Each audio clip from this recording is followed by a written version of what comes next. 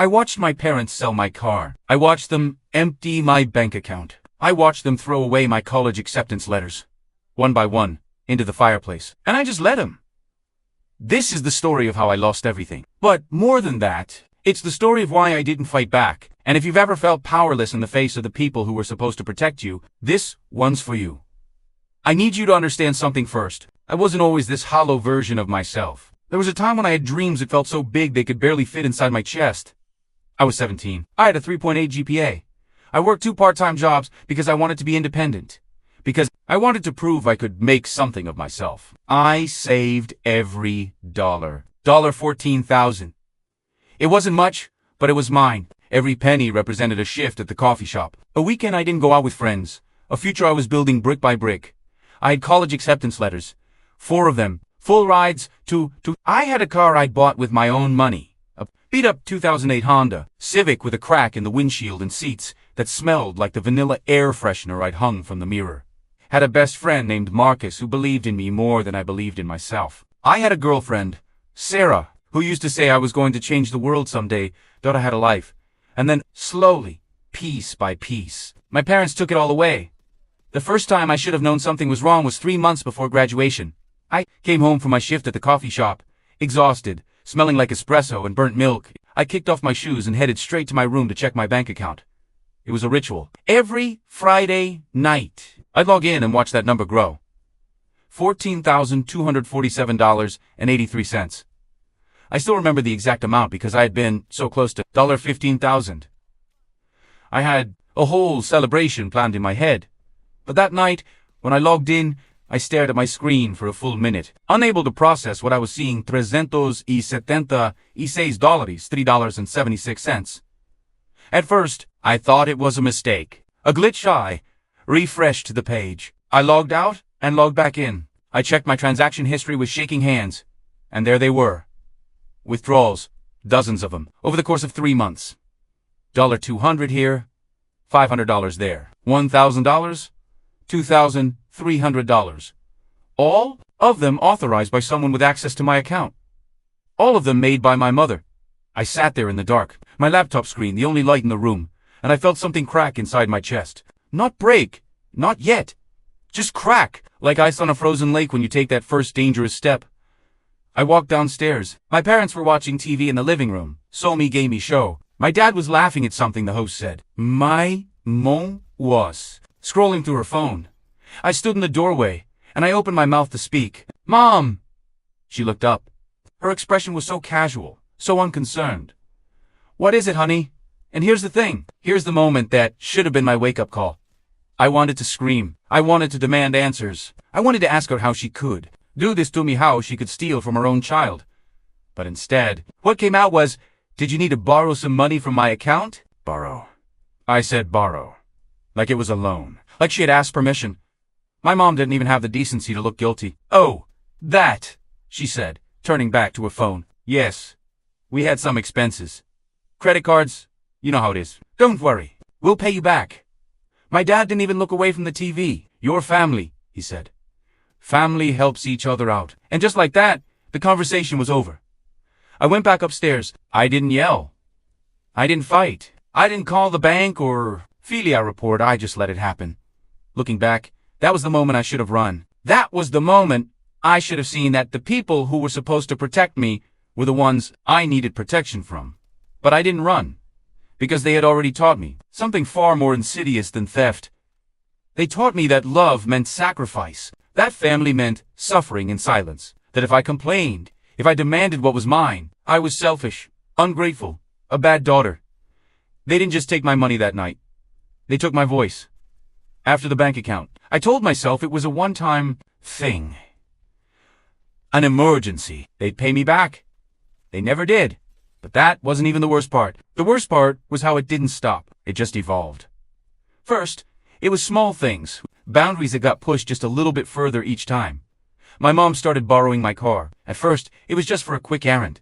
Then it was for the whole day. Then I'd come home from school and find out she'd driven it 2 hours away, without asking. I'd have to miss work because I had no way to get there. Don't be so selfish, she'd say when I'd try to protest. It's just a car. What? You think you're too good to share with your own mother? Then came the mail. I started noticing that letters addressed to me would go missing.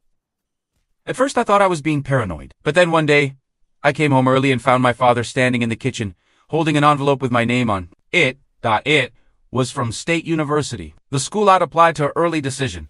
He saw him and see him. And do you know what he did? He smiled. He walked over to the trash can, and he dropped it inside. He didn't open it. He didn't read it. He just threw it away, maintaining eye contact with me the entire time. "You're not going to college," he said, his voice calm, matter-of-fact. "We need you here. Your mother isn't well. Someone has to take care of things." My mother wasn't well. That was his excuse. My mother, who went shopping every day, who had lunch with her friends 3 times a week, who was perfectly capable of taking care of herself. But I didn't say that. I just stood there, watching my future disappear into the garbage. And I didn't say a word. The college letters kept coming. 4 of them, total. I managed to hide 2 of them in my room. I kept them under my mattress like they were contraband, like they were evidence of some crime I was committing. One of them was a full scholarship, full ride, room, board, tuition, everything.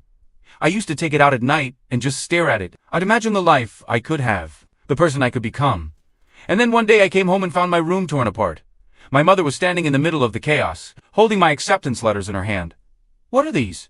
she demanded. I couldn't speak. I literally couldn't. Form words. "You were going to abandon us?" she said, and her voice cracked.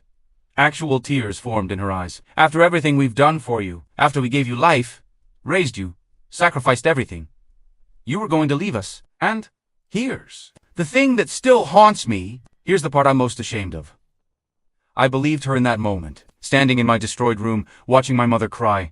I actually believed that I was the bad guy, that wanting to go to college, wanting to have a future, wanting to be something, more than their personal servant, that was selfish, that was cruel.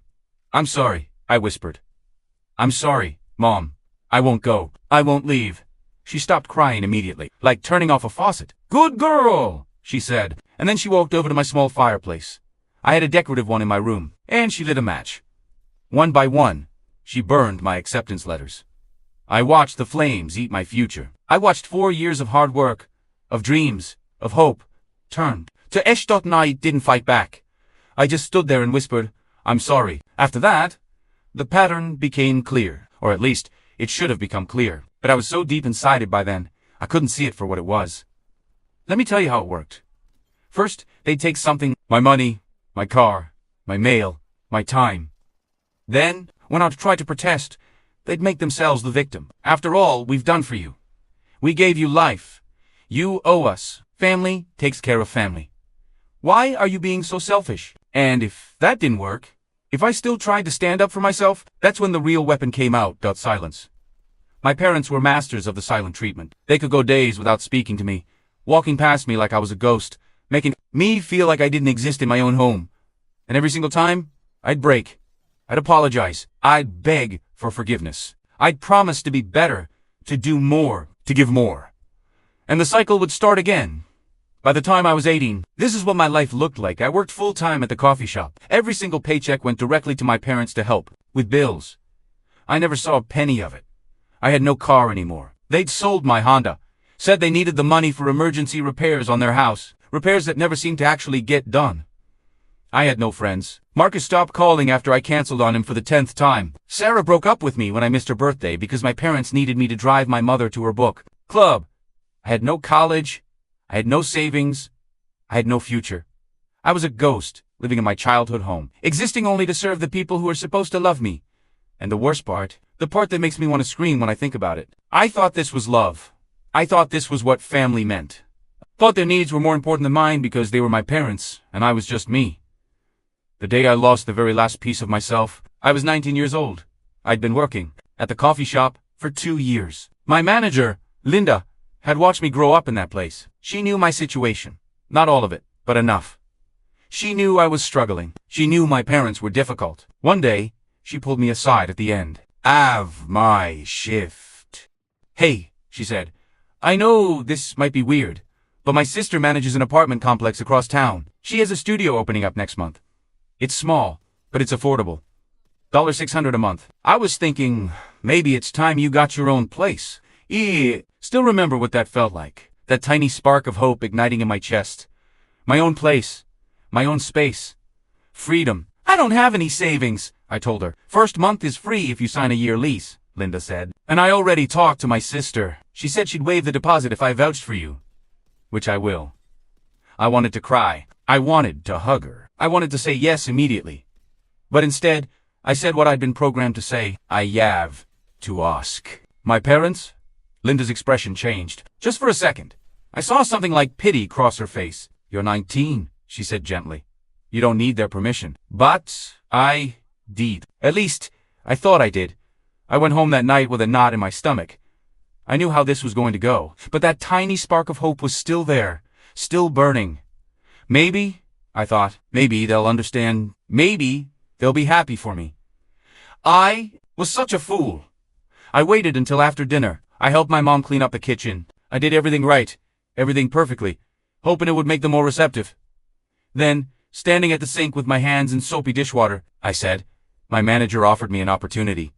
There's an apartment opening up. It's affordable. And I think maybe it's time I got my own place. The silence that followed was deafening. My mother turned off the faucet. The sudden absence of sound felt like a physical thing. Your own place? She repeated, her voice flat. It's really close, I said quickly, desperately. Just across town.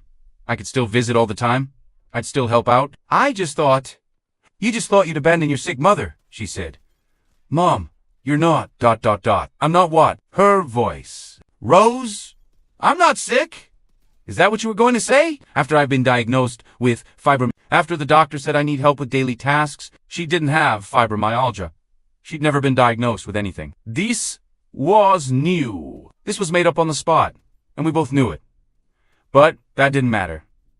My father came into the kitchen. He didn't say anything at first. He just looked at me with this expression of such disappointment, such disgust, that I actually took a step back. After everything we've sacrificed, he said slowly, after we gave up our dreams to raise you, after we fed you, clothed you, put a roof over your head for 19 years. This is how you repay us? By abandoning us when we need you most. I'm not abandoning you, I said, and I could hear the weakness in my own voice. I just want to. You want to be selfish? My mother cut me off. That's what you want. You want to think only about yourself while your parents struggle. You're not struggling. The words burst out of me before I could stop them. You have money. You have savings. You took my savings. You sold my car. You threw away my future. I've given you everything, and it's never enough. I'd never raised my voice to them before. Not once in my entire life. The look on their faces was one I'll never forget. My father took 3 steps toward me. His face was red. His hands were clenched into fists at his sides. Get out, he said. My heart stopped. What? You heard me? Get out. If you want your own place so badly, you can have it. Get out of my house. Right now? I looked at my mother, waiting for her to intervene, to tell him he was overreacting. She turned her back to me. You heard your father, she said. Go. Had $43 in my checking account. That was it? Everything else I'd earned for the past year had gone to them. Had no car. I had no savings. I had nowhere to go. And I opened my mouth to apologize, to take it all back, to beg for forgiveness. But my father grabbed my arm and physically dragged me to the front door. You have 10 minutes to pack a bag, he said. Anything you don't take, we're throwing away. I stumbled upstairs, my mind blank with panic.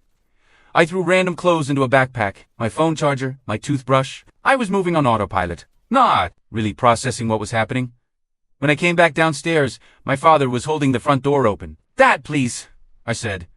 I'm sorry. I didn't mean it. I'll stay. I won't move out. Too late, he said. And then I was standing on the front porch, listening to the door lock behind me. It was 9:47 p.m. It was March, and it was cold. I was wearing a thin hoodie and carrying everything I owned in a backpack that barely weighed 10 pounds. And I realized, standing there in the dark, that they'd finally done it. They'd taken everything. I called Linda from a gas station, payphone.yes, payphone. My parents had my phone on their plan, and they'd already shut it off. She picked me up 20 minutes later. She took me to her house. She made me tea and gave me her guest room and didn't ask a single question. The next morning, she drove me to her sister's apartment complex, and I moved into that studio.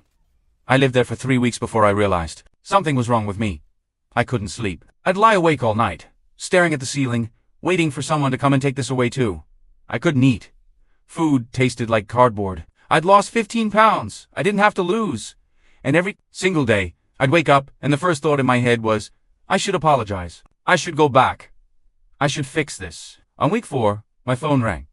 I'd gotten a new number, a prepaid phone. Only Linda had it. But somehow, my mother had found it. "Sweetheart," she said when I answered, her voice dripping with concern. "We've been so worried. Your father feels terrible about what happened. We both do. Why don't you come home? We can talk about this." And here's what scares me the most about that moment. I wanted to say yes. Even after everything, even after they'd stolen from me, controlled me, manipulated me, thrown me away, even after all of that, I wanted to go back. Because being alone, being free, being responsible for myself, it was terrifying in a way their abuse never was. At least with them, I knew what to expect. At least with them, I had a role to play. At least with them, I didn't have to figure out who I was without them telling me. But I didn't say yes, because the night before, something had happened. I'd been at work, making someone's latte, and this customer, older woman, probably in her 60s, had looked at me and said, "Honey, are you okay? You look exhausted." And I'd smiled, the same smile I always gave, and said, "I'm fine, just tired." But she didn't accept it. She leaned closer and said, "No, I mean really, are you okay? Is someone hurting you?" And I broke. Right there, in the middle of the coffee shop, I broke. I told her everything. This complete stranger. I told her about my parents, about the money, about the control, about being thrown out. And when I was done, she took my hand and said something I'll never forget. "Sweetheart, that's not love. That's abuse, and you don't owe your abusers anything. Not even if they're your parents." So when my mother called and asked me to come home, I thought about that woman's words. And I said, "No. Just that. No explanation. No apology. No justification. Just no." And I hung up. She called back 47 times that day. Then my father started calling. Then they started leaving voicemails, ranging from sweet and apologetic to angry and threatening. "We'll forgive you if you come home right now. We're going to call the police and tell them you stole from us. You're an ungrateful bitch. Please, sweetheart, we love you. You're dead to us. We'll give you back your college fund." That last one almost got me. Almost. But I thought about that woman again. I thought about her words. That's not love. That's abuse.